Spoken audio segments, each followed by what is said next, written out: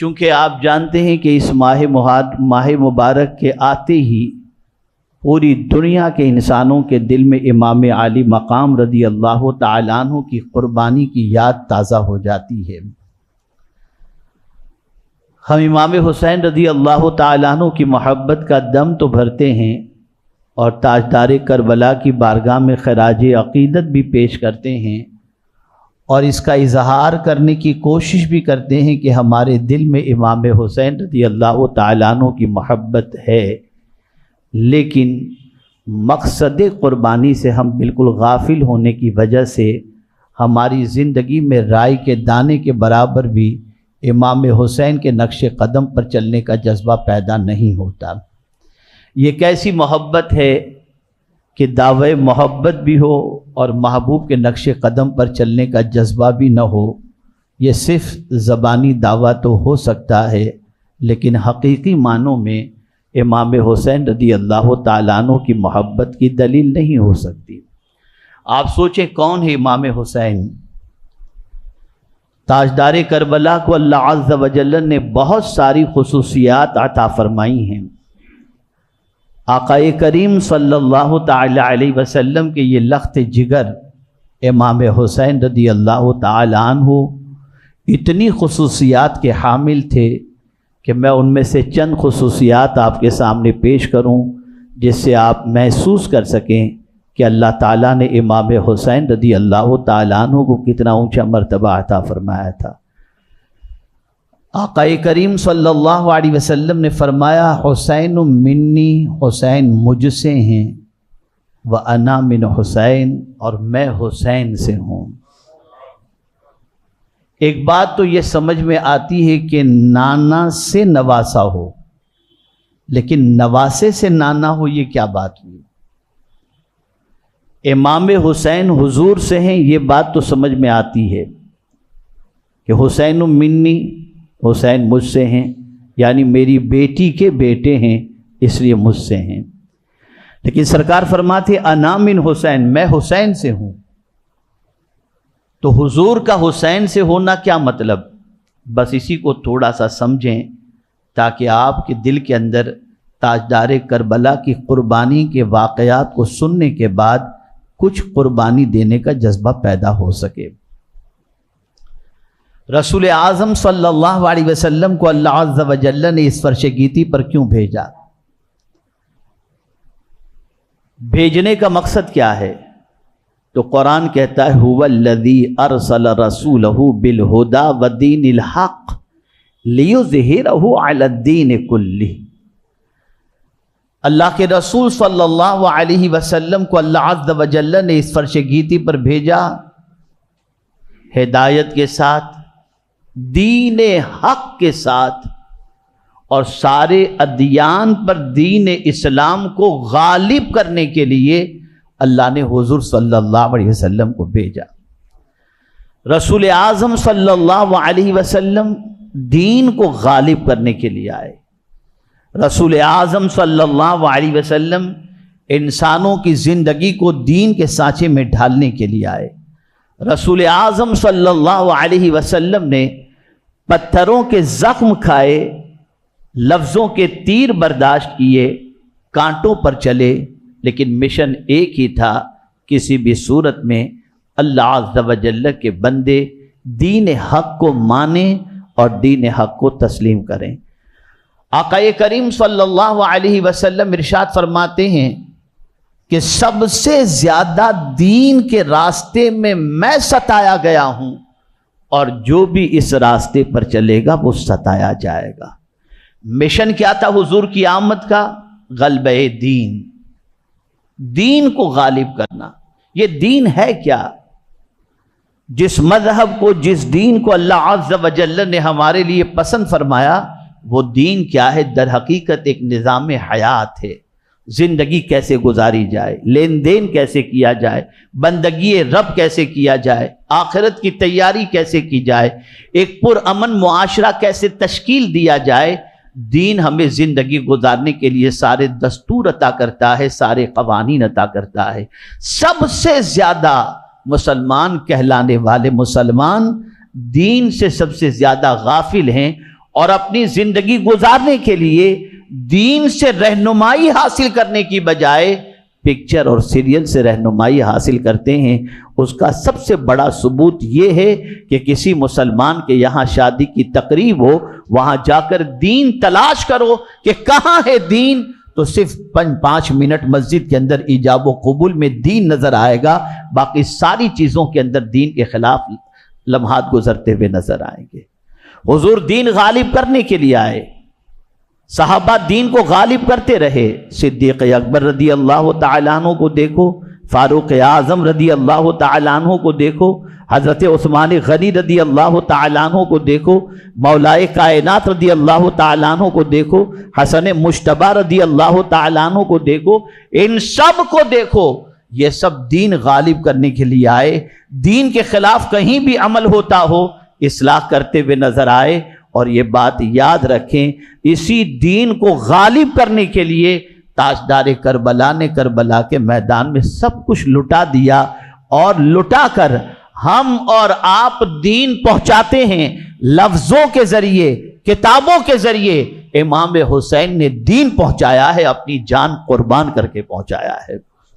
سرکار نے فرمایا وَأَنَا مِنْ حسین، میں حسین سے ہوں، میرا دین جاننا ہو تو حسین سے دیکھو، میرے دین کی پہچان حسین کے ذریعے ہوگی، میرے دین کی شناخت امام حسین کے ذریعے ہوگی۔ اے رسول اعظم صلی اللہ علیہ وسلم کے پیارے دیوانوں، آپ ذرا دیکھیں تاجدار کربلا کو اللہ نے کتنی خصوصیات عطا فرمائی تھی۔ اللہ اکبر، ابھی تو امام حسین رضی اللہ تعالیٰ عنہ اس فرش گیتی پر تشریف ہی لاتے ہیں کہ لاتے ہی ادھر ولادت کی شہرت ہوئی، ادھر شہادت کی شہرت ہوئی۔ ولادت کے ساتھ ہی یہ بات مشہور ہو گئی کہ جو امام حسین اس فرش گیتی پر تشریف لائے ہیں، اسی امام حسین کو کربلا کے اندر حضور صلی اللہ علیہ وسلم کے نام لینے والے ہی شہید کریں گے۔ یہ خصوصیت کسی اور کو نہیں کہ ولادت کے ساتھ ساتھ شہادت کی بھی شہرت ہو جائے، اور شہادت کی شہرت ایسی ہوئی کہ جس جگہ پر امام حسین شہید ہونے والے تھے وہاں کی مٹی بھی لا کر کے پیش کر دی گئی، جس جگہ پر شہید ہونے والے تھے وہ مقام بھی بتا دیا گیا۔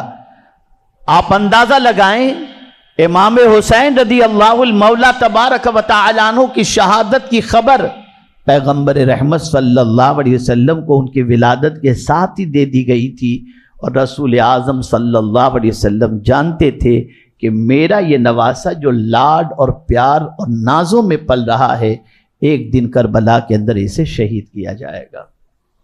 تو پہلی خصوصیت امام حسین رضی اللہ تعالیٰ عنہ کی یہ ہے کہ ولادت کے ساتھ شہادت کی شہرت۔ لیکن میں نے تاریخ کی تقریباً کتابوں کو کھنگال کر کے دیکھا، نہ امام حسین کی ماں کا کوئی جملہ میری نظر سے گزرا، نہ ان کے والد کا کوئی جملہ گزرا، نہ پیغمبر رحمت صلی اللہ علیہ وسلم کا کوئی جملہ گزرا کہ اے اللہ حسین کو شہادت سے بچا لینا۔ نہیں، اللہ اکبر، جملہ گزرا تو بس اتنا گزرا، اے اللہ حسین کو صبر و استقامت کا پہاڑ بنا دینا۔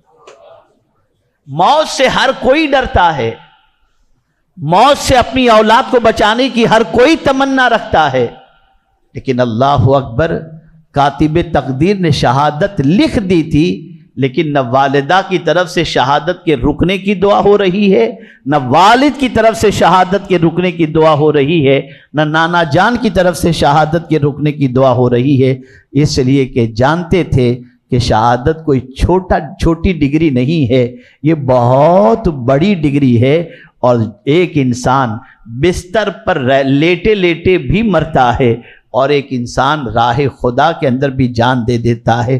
موت اس کے وقت پر آ کر کے رہتی ہے، لیکن راہ خدا میں اگر کوئی جان دے دے تو وہ مر کر کے بھی ہمیشہ کے لیے زندہ ہو جایا کرتا ہے۔ اے رسول اعظم صلی اللہ علیہ وسلم کے دیوانوں، صرف اتنا سا سوچو، شہادت اس میں ہوتا کیا ہے؟ گردن کاٹی جاتی ہے، ہاتھ کاٹا جاتا ہے، پیر کاٹے جاتے ہیں، عجیب سچویشن ہوتی ہے، نہ جانے کتنی تکلیفوں سے گزرنا پڑتا ہے، تب جا کر انسان شہادت کے مرتبے کو پہنچتا ہے۔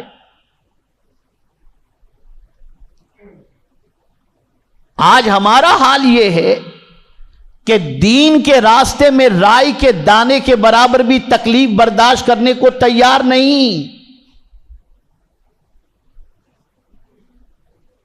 سر میں درد ہے نماز گل، پیٹ میں درد ہے نماز گل. ہمارا حال یہ ہے کہ تھوڑی سی تکلیف بھی دین کے سلسلے میں برداشت کرنے کو تیار نہیں. لیکن وہ کتنے عظیم تھے امام حسین کہ راہ خدا میں آنے والی ہر تکلیف کا خندہ پیشانی کے ساتھ امام حسین نے استقبال کیا، اور تاجدار کربلا نے اللہ کی بارگاہ کے اندر کوئی شکایت بھی نہیں کی کہ میرے مولا میں تیرے نبی کا نواسا ہوں اور میرے ساتھ یہ سلوک نہیں. مولا جس میں تو راضی ہے اس میں حسین بھی راضی ہے. ایک خصوصیت تو امام حسین کی یہ تھی کہ آپ کی ولادت کے ساتھ ساتھ آپ کی شہادت کی شہرت ہوئی. دوسری خصوصیت آپ کو بتاؤں گا تو حیرت ہوگی. رسول رحمت صلی اللہ علیہ وسلم کے ایک ران پر، ایک زانو پر امام حسین تھے اور دوسرے زانو پر حضرت ابراہیم تھے رضی اللہ تعالی عنہ، جو رسول اعظم صلی اللہ علیہ وسلم کے صاحبزادے تھے. فرشتہ آتا ہے اور رسول رحمت صلی اللہ علیہ وسلم سے عرض کرتا ہے دونوں میں سے ایک کو اللہ عز و جل نے طلب فرمایا ہے، آپ چاہیں تو ابراہیم کو حسین پر قربان کر دیں اور چاہے تو حسین کو ابراہیم پر قربان کر دیں. سرکار نے اپنے بیٹے کے حوالے سے فرمایا میں چاہتا ہوں حسین زندہ رہے، اگر میرے بیٹے کو اللہ عز و جل قبول فرما لے تو میں دینے کے لیے تیار ہوں. امام حسین پر حضور نے اپنے لخت جگر کو قربان کیا، اپنے لخت جگر کو قربان کیا. آپ اندازہ لگائیں اس سے مقام حسین کیا ہے اور رسول رحمت صلی اللہ علیہ وسلم کی نگاہوں میں امام عالی مقام رضی اللہ تعالیٰ عنہ کا درجہ کیا ہے. تیسری خصوصیت، اللہ عز و جل نے امام عالی مقام رضی اللہ تعالیٰ عنہ کی پیشانی اور چہرے کو اتنا منور کیا تھا، اتنا روشن کیا تھا کہ علامہ جامی رحمت اللہ تعالی علیہ فرماتے ہیں کہ اگر اندھیرے میں امام حسین رضی اللہ تعالیٰ عنہ چلا کرتے تھے تو ان کے چہرے اور پیشانی کے نور سے علاقہ روشن ہو جایا کرتا. یہ تھے امام حسین. اے رسول اعظم صلی اللہ علیہ وسلم کے دیوانوں، تاجدار کربلا نے اس لیے جان نہیں دی اور نہ اعوان و انصار قربان کیے کہ تم کھچڑے کھایا کرو، تم رات بھر تازیہ داری کر کے گلیوں کوچوں کے اندر گھومتے رہو. اس لیے امام حسین نے جان نہیں دی کہ صرف تم ان کے نام پہ شربت پیا کرو. میں یہ نہیں کہتا کہ تم شربت نہ پلاؤ، میں یہ نہیں کہتا تم کھچڑا نہ کھلاؤ، میں یہ نہیں کہتا تم سبیلے نہ لگاؤ، لیکن میں یہ ضرور کہوں گا امام حسین سے سچی محبت ہے تو تمہیں قسم کھانی پڑے گی، عہد کرنا پڑے گا کہ آج کے بعد ایک وقت کی نماز ہم کبھی قضا نہیں کریں گے. تمہیں عہد کرنا پڑے گا کہ ہم ظالم کے سامنے نہیں جھکیں گے. تمہیں عہد کرنا پڑے گا ہم امام حسین رضی اللہ تعالیٰ عنہ کے نقش قدم پر چلتے ہوئے حلال اور حرام کی تمیز کا خیال کریں گے. یہ خراج عقیدت صرف نہیں ہے کہ ان کے نام پہ کھچڑا کھلا دیا کرو یا کھا لیا کرو. سب سے بڑا خراج عقیدت یہ ہے کہ جس مشن کے لیے امام نے سب کچھ لٹا دیا تم اس مشن پر چلو تاکہ امام حسین راضی ہو جائیں.